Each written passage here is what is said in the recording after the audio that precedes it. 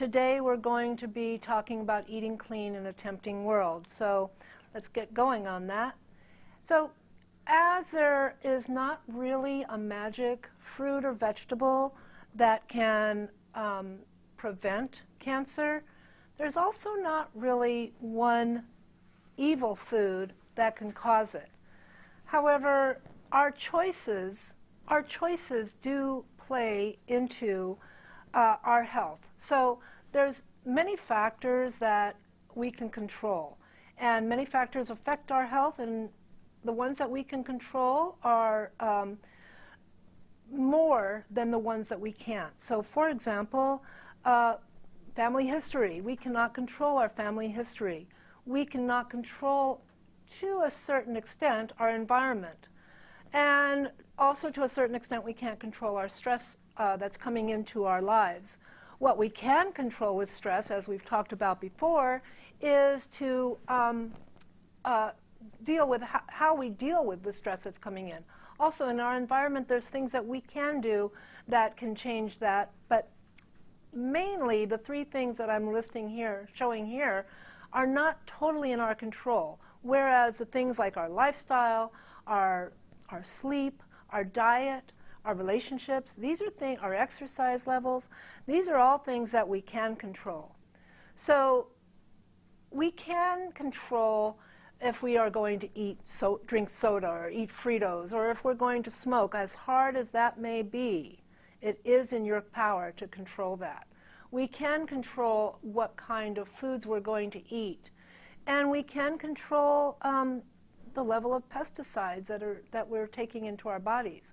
But we can't necessarily control our ancestry and our heritage, and we can't necessarily control our environment, as you see in this smog-laden picture.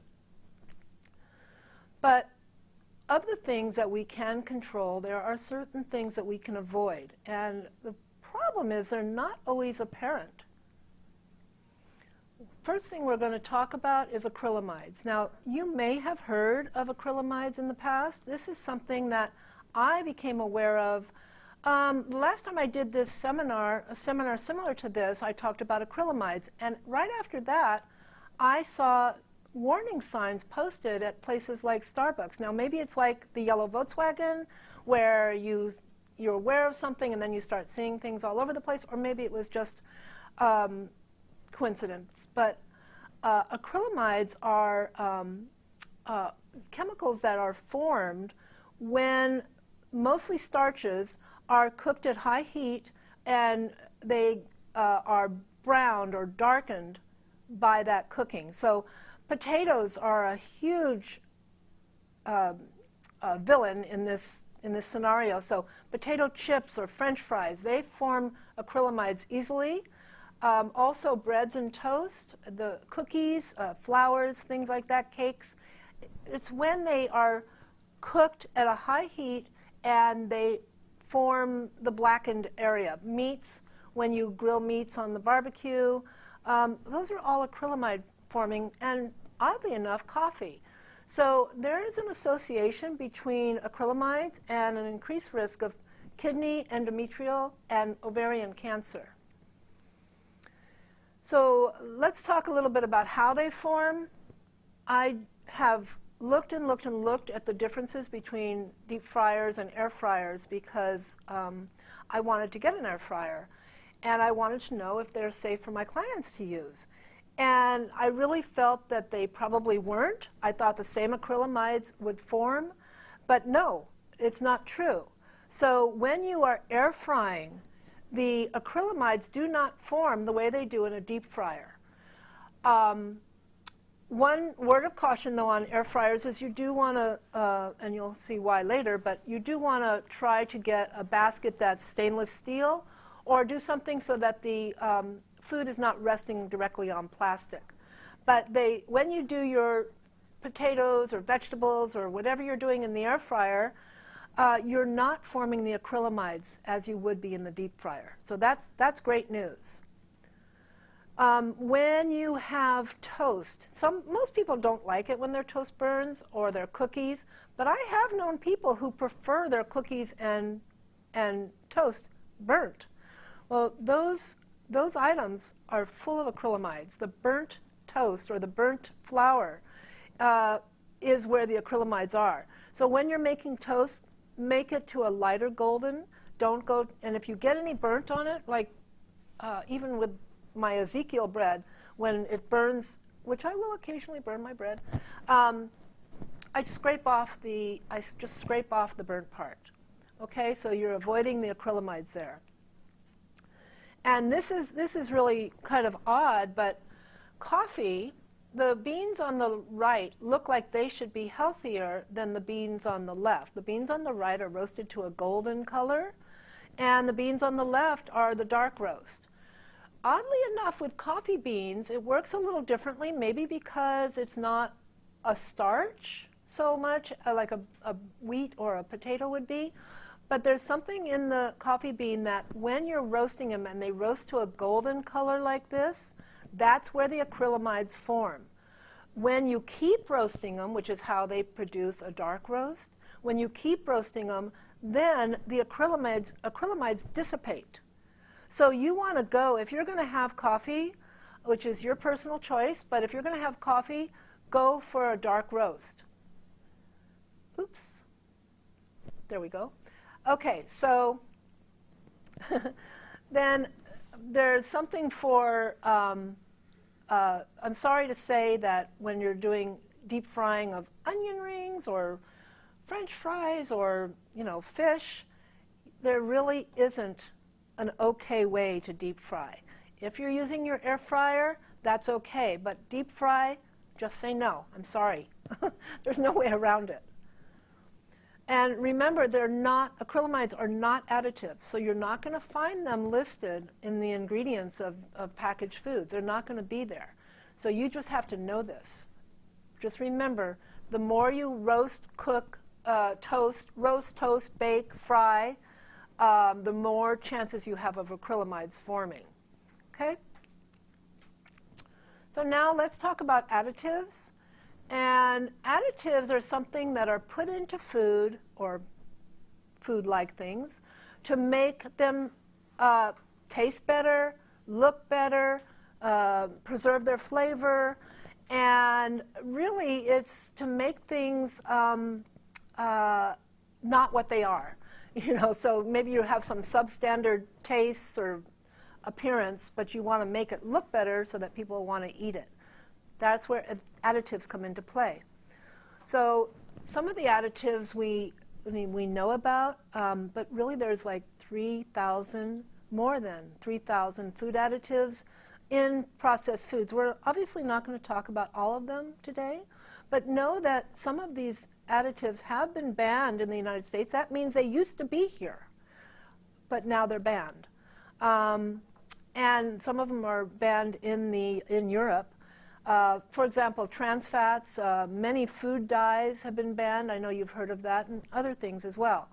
So we're talking about artificial colors and flavors, artificial preservatives, artificial sweeteners, potassium bromate, and other chemical additives. And then this picture of these gummies or jelly things, you can pretty well tell that those things are not the way they come out of nature. So yeah, pretty much I know that if I eat one of those, it's going to be artificial colors and flavors. That is not a real lemon or a real strawberry. It's going to be artificially flavored. Those kind of things, you can make a choice. And so it's one thing when we are eating something and we're like, I know this is not good for me, but I'm going to have this Jelly Belly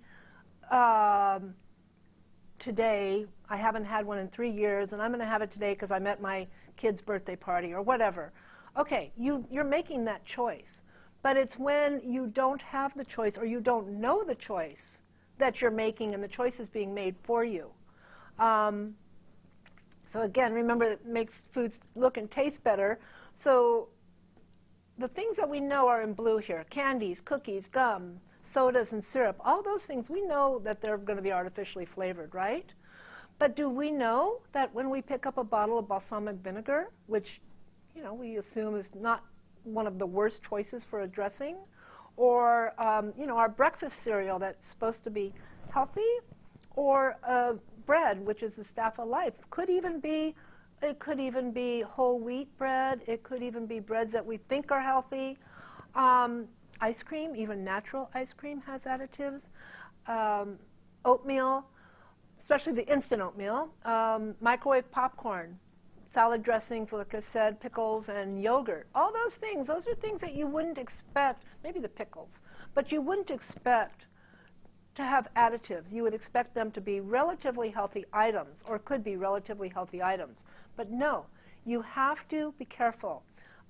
Some of the colorings and flavorings have been found to be carcinogenic, and some of them, again, have been banned in the United States and other countries now, but we were exposed to them before. So just realize that when you're having anything, just because they're allowed now doesn't mean they're good for you and will be allowed later. Maybe later they will ban those as well. So preservative, such as in these processed deli meats, such as nitrates and nitrites, they may be carcinogenic. They may increase heart disease and cause inflammation. And we know inflammation is the root of disease. So we want to be careful when you're looking there. They do make deli meats now, if you must have deli meats.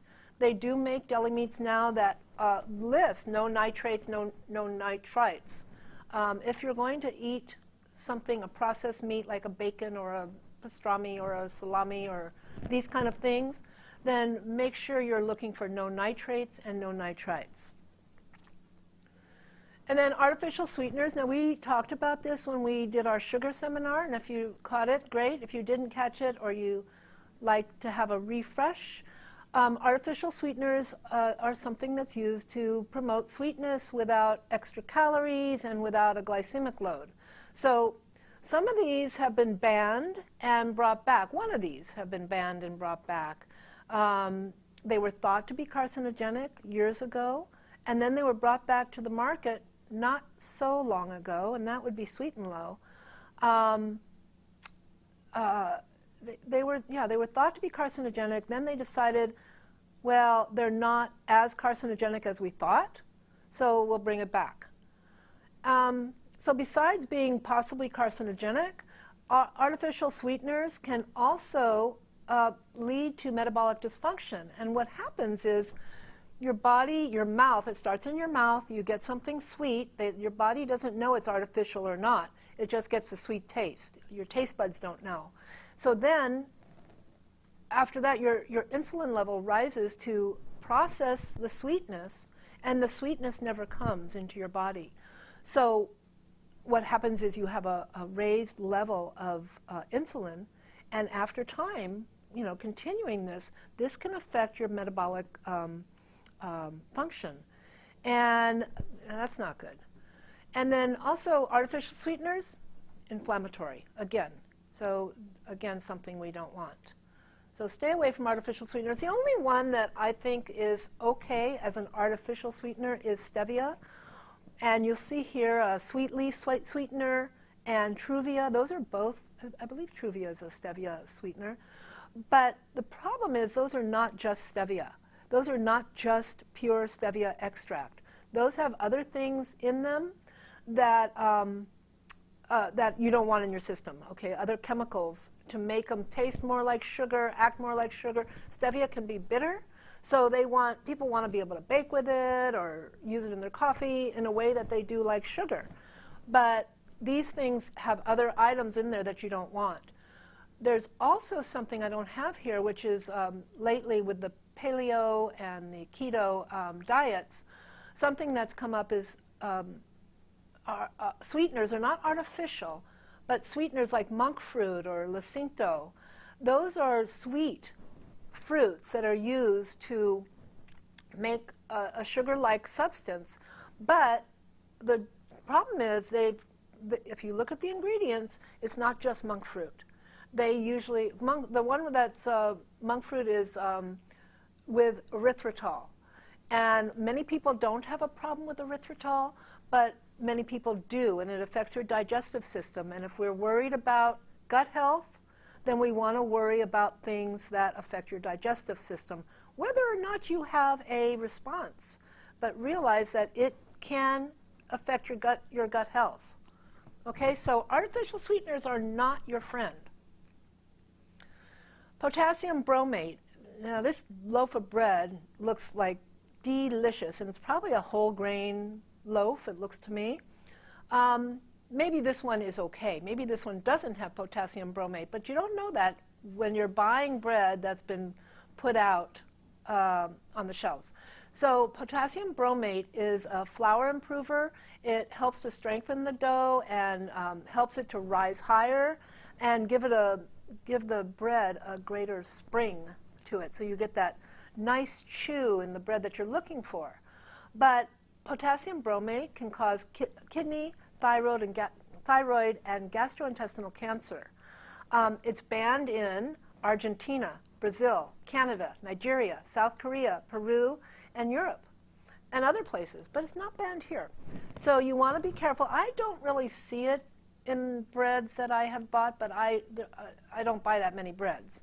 So do look at your labels and make sure that that is not on the label of your bread that you're buying. Even in flour, if you're buying flour, make sure it's not in a type of flour mix that you're buying when you're making something like a quick mix or something. Okay? Potassium bromate, stay away from it. Oh, and I wanted to say that this is recorded. There's a lot of information in here, I know, and I hope I should have said this earlier.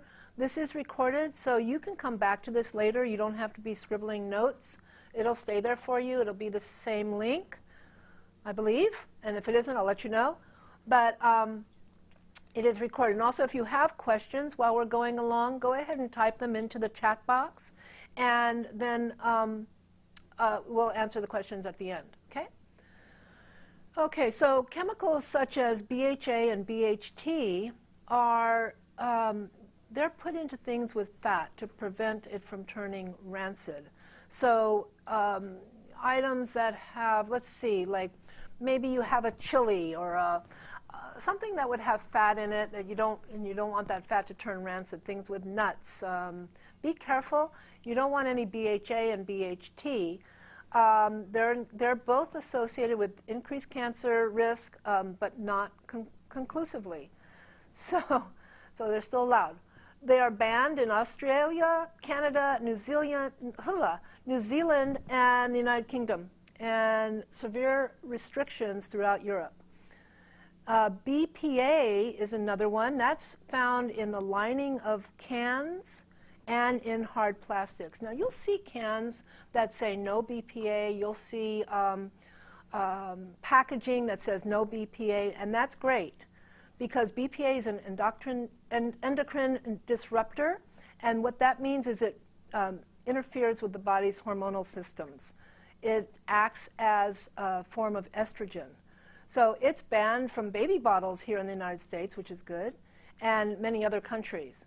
But you want to stay away from, you want to watch on your cans. It's best if you can buy your tomatoes or your this or that in glass. But I know a lot of them are in plastic and cans.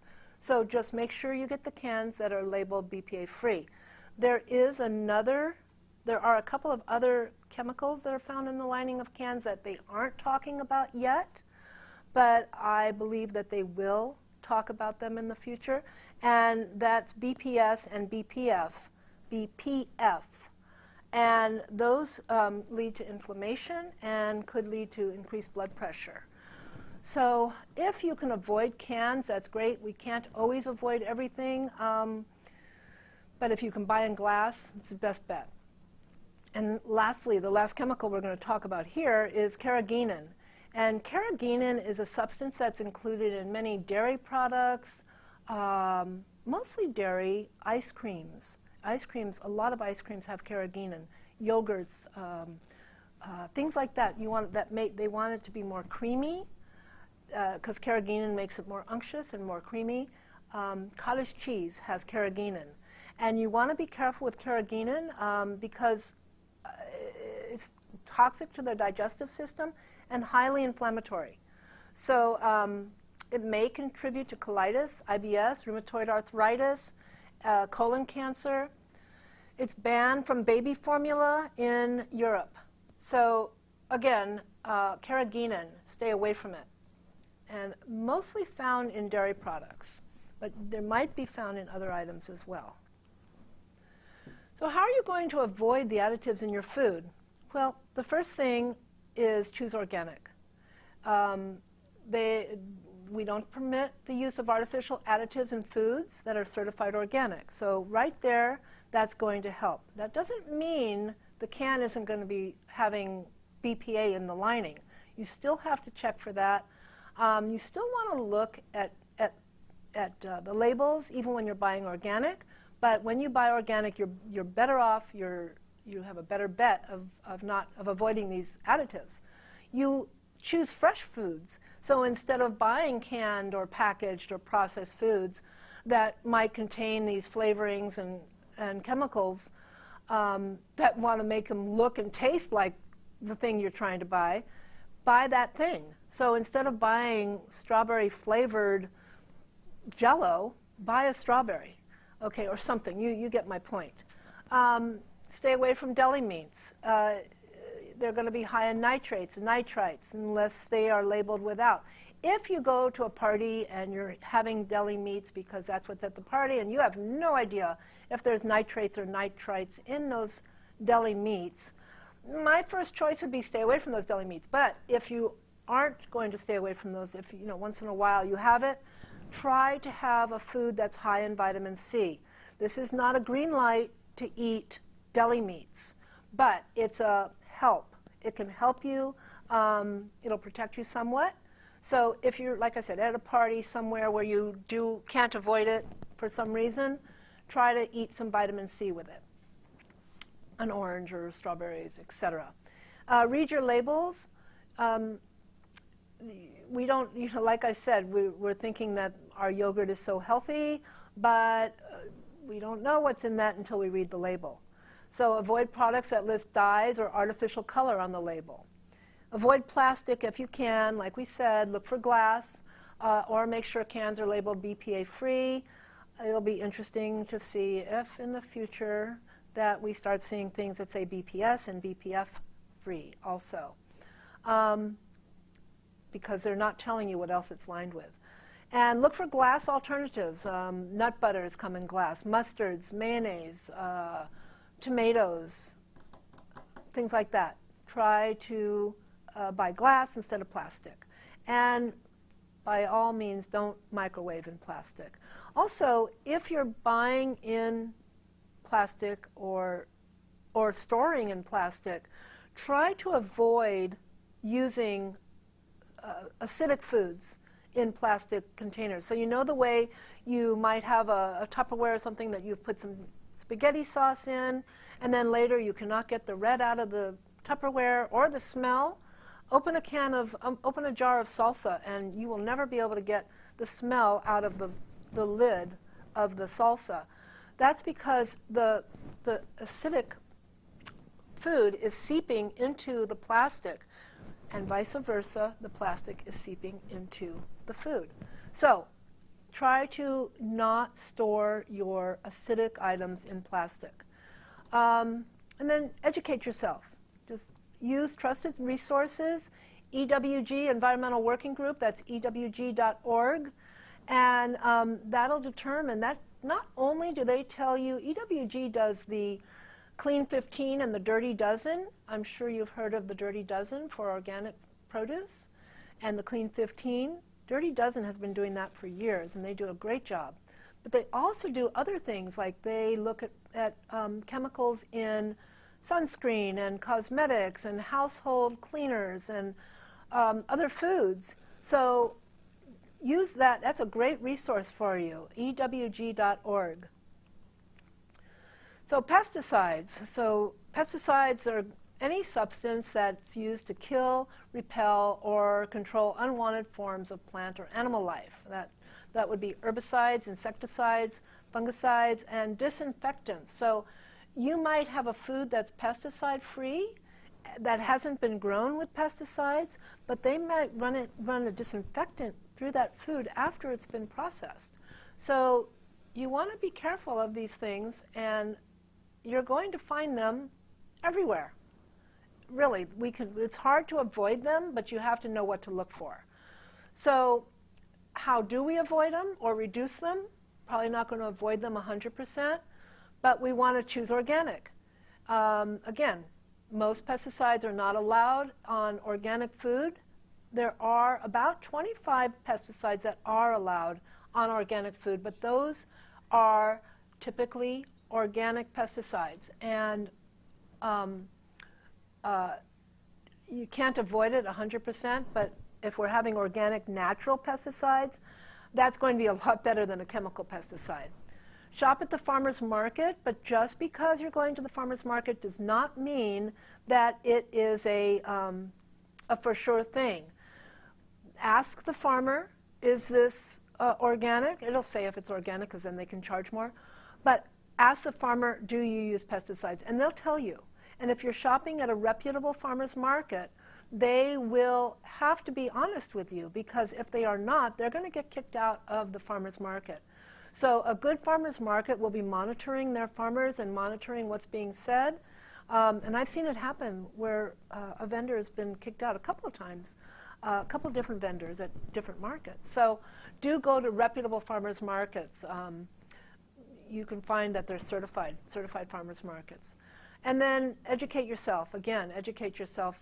Some foods, even if they are not organic, they're less susceptible to weeds, bugs, things like that.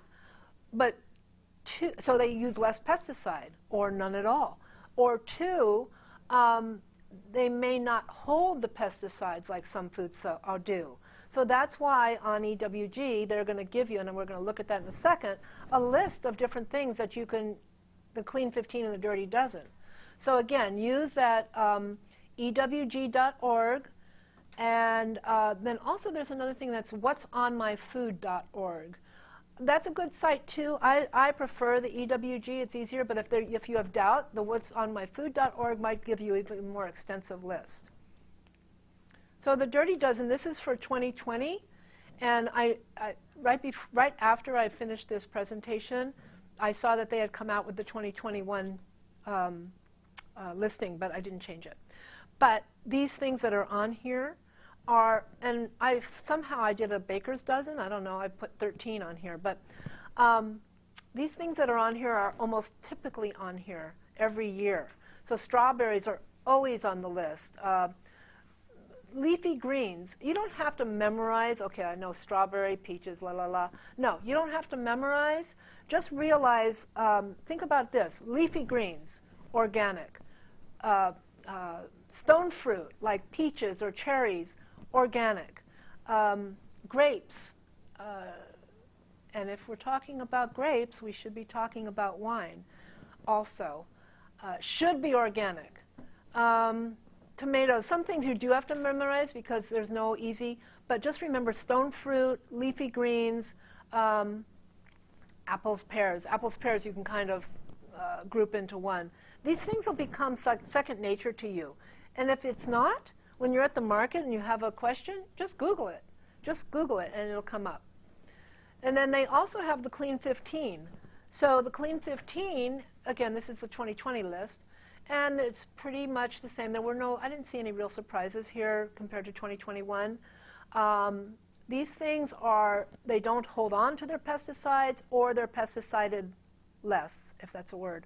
But two of these things that I do want you to be aware of is even if there are no pesticides, or they don't hold, even if they're on the Clean 15, corn and papayas, if they're not organic, they are going to, chances are like 99.9999% that they are going to be GMO. And soy too. Soy is not on here, but soy also should be organic, otherwise it's going to be GMO. So you want to be careful of that. But otherwise, broccoli, asparagus, it's kind of hard to justify. You see asparagus on sale when it's in season for 99 cents a pound, and then the organic is right next to it for $3.99 a pound. It's like, that's kind of hard, but you don't have to worry about asparagus as you do, say, a strawberry, okay? So just get familiar with these lists, and you can print them and put them in your wallet, or like I said, just keep your phone handy and you can Google it. Pretty soon it'll become second nature. So, you know, are you going to just change everything overnight and never eat another cookie or never eat another piece of bacon? I don't think so. But remember that when you change things in a small way, those can have a big impact. And when you're aware of it, you're going to start making these changes more naturally. You're going to make choices. So I know this, for example, I know this cookie has trans fat in it. I know this cookie has chemical additives in it. I know this cookie has junk in it. What should I choose, the cookie or the fruit? Well, every once in a while you're going to choose the cookie. I know it.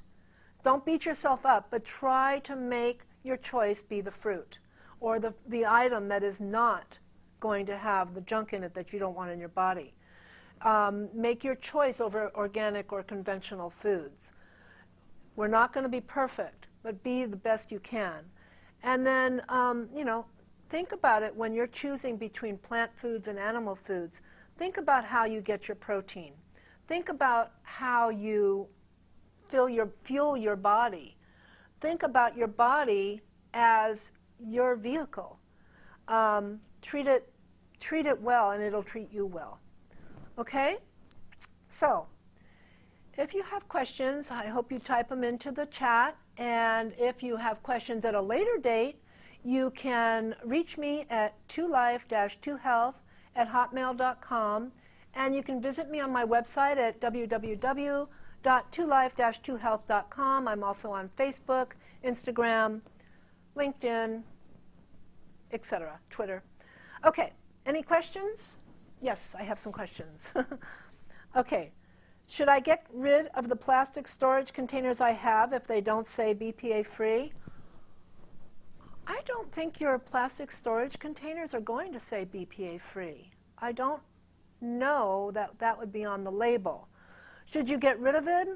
Well, I have a couple. I've gotten rid of most of mine. I have a couple, and what I do, for example, I have one that when I make some cookies, I will line them in parchment paper first, unbleached, of course, parchment paper, and then I'll fully line them, and then I'll cover them. So some things just lend themselves to plastic containers, and we're you know, conditioned to use them. Try to not, but when you do, be aware and take precautions so that your food is not coming into contact with the plastic. Okay? So not necessarily get rid of your plastic storage containers, but you know, try to be aware. Food delivery meals come in microwave-safe containers. Are they safe to microwave or not? I wouldn't. I would not.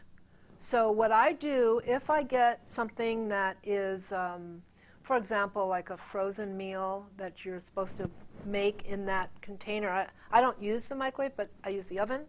So these containers are oven safe, right? But they're not body safe. So I take them out of the container and I put them in my own little dish, you know, casserole dish, and I put it in the oven. It's so easy to do, and then you're avoiding any problem. So you could use a ceramic dish or a glass dish in your microwave instead. Okay? Any other questions? That's it? It's with you guys today. Okay.